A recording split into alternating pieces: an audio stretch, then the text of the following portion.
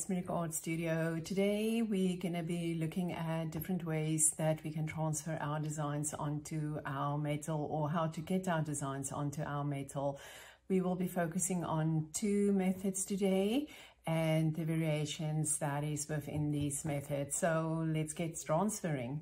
First, we're going to need something to transfer our design with, and so let's have a look at the different options. So the first one is a stylus, and I think this is the one that when you start out, this is how you are learning how to transfer your design or trace your design, is by using your stylus. You can also use your Teflon tool tip, and suggesting when you do this one, rather use one with a thinner tip than what you go one with a really thicker tip. This is a very nice tip to trace with because it's almost the same as a pen. The next option is a pencil, and again, rather a little bit sharper than what it is too blunt. Pencil work well, and then a variety of pens. So a pen works really well, different color pens, and then also coloring pencils, just different colors. So the reason why I always have a variety of color pencils and pens handy is just because when you use a design more than once, you can actually see where you have traced. So with this one, I would usually do my first one with a stylus, my first tracing. The second one I did was I came in with blue when I did the project the second time. The third time I only did this little middle fellow, and I have used a red pen. So as you can see, as you continue on, you can see where you have traced already. Let's look at the surfaces that you can trace on. You can trace on a cutting mat. Remember, we talked about the cutting mats when we were doing the different surfaces.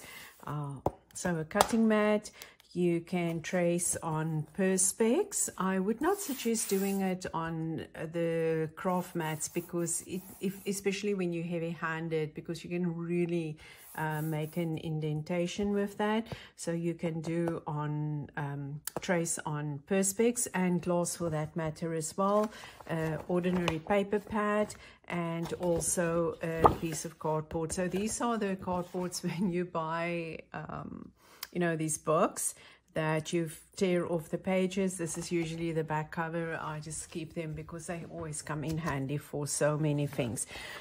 As for the designs, where do you keep your designs? One of the better places or mediums to keep your design on is on vellum. It is almost like a very, very thick trace paper, parchment paper. Yeah, if you can print it on there, it is really long lasting, especially when you work with your stylus, because it takes a while before you cut through. I use ordinary copy paper for my designs as well, and then sometimes I use plain thin tracing paper as well when I trace a design, when it's something that I did not do my design myself. One thing about when you do trace designs out of books, you just have to make sure about copyright. And if there is copyright, just always credit the original artist or designer of the design. It's always a good practice to do that in any case. So yeah, those are the different ones that you can keep your designs on. How much of a design do you transfer or trace onto your metal? When it is a fairly simple design like this, I would say, you know, go for it, put everything on there.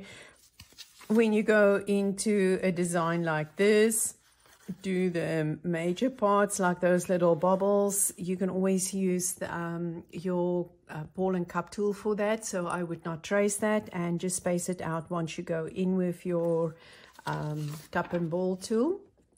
Then when you get to intricate designs, or not intricate, designs, busy designs, something like this, or even a little tile that I did, you know, it's really busy.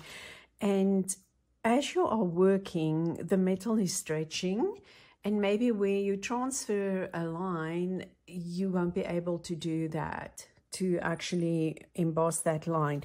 So what I would suggest in a situation like this is do your major lines just like that, and do these lines, and maybe do your triangles, you know, there, do one or two of those and just fill it in, because you always have your design in front of you as you are doing your metal embossing, so you can always refer to that. But just having that guideline, that is really going to help you. And as well, when you do fill in these designs on, and that is working on the metal self, when you do this one, start with your middle design here and then work out towards the outsides. It's always best practice to do that, because if you start working from one side trying to go over to the other side, the opposite side, what can actually happen is you're going to get to a point where your metal is sort of going to bunch up. So yeah, we're going off topic now. It's not about tracing anymore. So, but just keep that in mind. Do guidelines for you. You can always refer back to your design. The first thing we need to do is to secure our design to our metal. And it is fairly important to secure it in such a way that when you are done tracing your design, you should be able to lift your design without taking it completely off your metal, so that if there's something that you maybe have missed, an area, you can just come back in and you know, fold that up or retrace that area. Best way to do that is to always make sure that you have something on the top there, and you can just flip it over, or in the bottom and flip it down for that matter. I'm going to put a piece there. Normally what I would do is I would just add a piece in the center there, and then it's easy to flip it around. But what I've done is I've gone in and I have marked each and every one with which tool I'm going to use, as well as which surface I'm going to use, so that in the end, when we look at the back, we can see how the different tools on the different surfaces has done. So the first one that I'm going to do is I'm going to use the stylus on the cutting mat, and so I'm just going to go around. I'm actually going to need to get another cutting mat. So I'm going to use my stylus for this one, and I'm just going to trace that. So the next one is I'm going to use my stylus on the perspex. So this one is the stylus on the perspex. As for tracing, it doesn't really matter where you start or where you end, but I would always suggest think about what is easy for you. Don't try and go in ways that you normally would not have written. Think about how you will write with that. So the next one is on the tile. So when I was talking about the surfaces, specifically the perspex, I mentioned glass. So tile is working exactly the same as the glass. I'm just going to move this out of the way.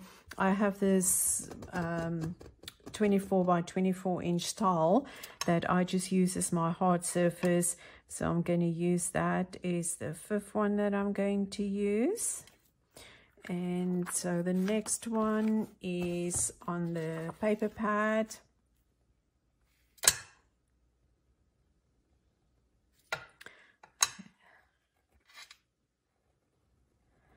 And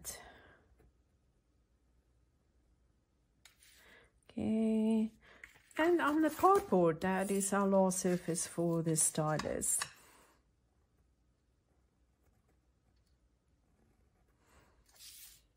And as you can see, I do each and every one, I trace differently. again, it doesn't really matter. It is what is working for you. So there you can see in the back the different ones that we have used. We have used 5 surfaces, and they are different for each and every one of them. Oh, the pewter is so shiny, you can't see, but we will have a look at that in the end. So what I'm going to do is I'm going to start with all these surfaces and transfer the design. So I'm also going to use a Teflon tool. I've marked for the Teflon tool. I've marked only for 1 pen. I'm not going to use different color pens. And then I've also marked for a pencil. And then once everything has been traced, I'll come back and show you the difference of each and every one, how that worked.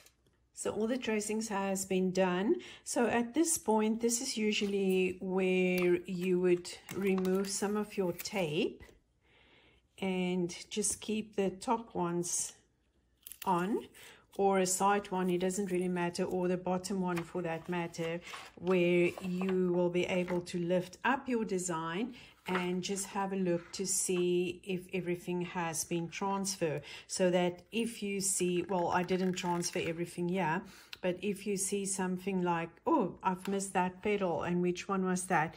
That was a pen number 5, so I forgot to do that one on, yeah. And that is why it is important that when you do that, you can actually go back and just have a look at your design to see, you know, if everything has been transferred.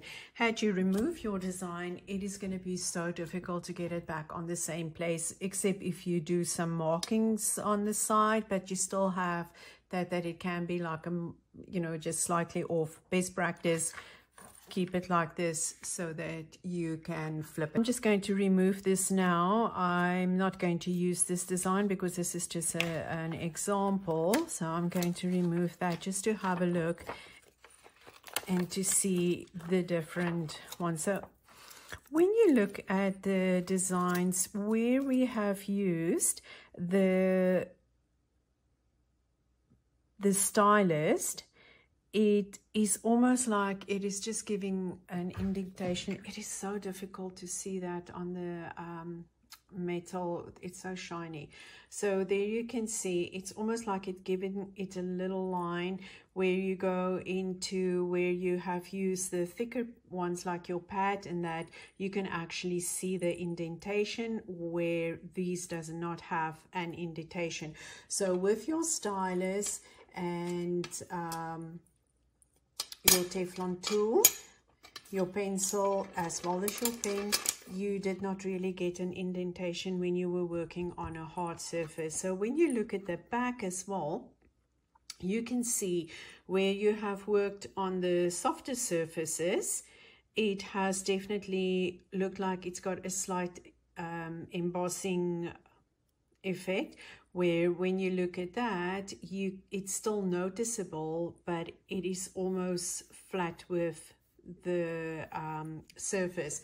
So one thing that you can do at this point is you can just come in with a roller and you can roll your design. If you don't, oh, sorry, my paper stump fell. If you don't have a roller, you can just use your paper stump, and you're just going to go in and you can flatten it out like that. So this is going to make it easy for you to see your design on the back. And something I would like to mention as well is when you work on a hard surface like the tile, your perspex, or for that matter even a piece of glass, you will have very smooth lines. Whereas you work on a soft surface or a semi-soft surface like a cutting mat, your cardboard or your paper pad, you might have, you know, little, I don't know if you can see there. I have to get it focused onto the camera where that is. If you look at that line, you can see there is sort of, it doesn't really, the camera doesn't pick it up, but you will notice it's like it's sort of dot indentations, where when you look at using it on a hard surface, it's definitely a smoother line that you will get. So just things to keep in mind when you do transfer your design.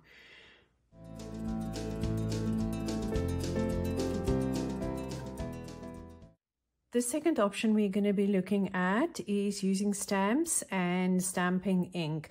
So one thing you have to keep in mind when you are using stamping ink, it needs to be a solvent-based one. If it is the normal stamping inks, the water-based, it is just going to wipe off. It's not going to stay on your stamp. On your metal. Sorry, the stamp is not going to stay on your metal. So you're going to, like with everything else, when you do stamping, you are just going to load up your, this is maybe not the best one because this is a solid one. You're going to load it up and you are going to press down. One thing you have to keep in mind when you do this is you have to remember that the slightest movement is going to distort your design. So you have to be very careful with this. So there you have your design, and now you can go in and you can emboss it, do the outline. You have to wait a couple of minutes to let it dry.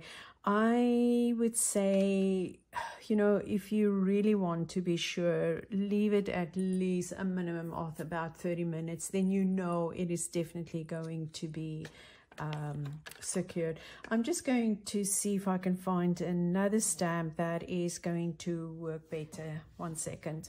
Got a stamp. So again, when you look at the design of your stamp, you can choose the design or a stamp that has the outline of a design, and that is going to give you the opportunity to really go and play with your design afterwards. You can color it in with using glass paints or alcohol inks or even solvent-based markers. So there you go. So that looks a little bit better. I mean, there's nothing wrong with that one, but when you do the embossing on this one, you can actually, again, afterwards come in and you can add some color to it. And you don't necessarily have to stick to the black. You can also use browns, greens, red. Imagine if you do this flower and you use let's say a dark pink for the stamp, and you come in with the alcohol inks, or so many different ways that you can use, and you just do it a lighter pink and add some shading. So you can also come in, I think this one just moved with a little bit, yeah, it did move. So you really have to be careful when you work with the stamps. Okay, so there you go. So different colors that you can use for stamping. The nice thing about the StazOn stamp as well is, let's say for instance you decide after a while, you know what, that bee didn't really work. So there is the StazOn all-purpose stamp cleaner. And this one is in the handy dandy spray bottle. It also comes in one that has a little pad that you can clean the stamps with. But I find that this one, the spray one, really works well for this purpose. So you're just going to come in and you're going to give it a little bit of a spritz. And from there, you're going to use paper towel or whatever you have around. And you are just going to remove it. I sprayed some on my flower too now. And there you go. All remove. If you want to go in again, you can also spritz it on your paper towel. And then just come in and remove it. And after a while, give it a good time. I would give it at least about 5 minutes or so, just to dry completely. It is, I'm sure it is something like alcohol based, because it does evaporate very quickly. give it a couple of minutes, and then come in with your next stamp, and you can restamp on that spot. So this is stamps, a very nice and easy, quick and easy way to do this. So as for stamping, what I've done with this is I've done an example here. I've gone in and I've used this stamp. It is a stamp from Stampendious. Yeah. So I have stamped this one on the back. I don't know if you can see, you will still pick up some of the black that is there. So stamp this on the black, and then I started working it out, doing the embossing, and this is the effect that I got. So there's no black here, but the design guided me from the back when I did the high relief. And then I did another one where I actually stamped this on the front, and then I did the high relief, you know, working on the front. So different effects. It's exactly the same stamp. I could put the two flowers together. It is exactly the same stamp, but yet you have two completely different looks. Personally, I really like the one with the black, even if I'm not going to put color on this. It just, you know, give that extra little bit of definition. If you do work with the colors, I would definitely make sure that your ink is completely dry. I would give it a light spray with a sealer, and then come in with my color. If I do that, and once that color is done, I would do the next one. Again, if you do it this way, you can also come in with your again, and you would like to, I'm not going to remove it because I really like it. I'm going to try this area here at the bottom. So if you don't like that, you can still come in with your, and this I stamped last night,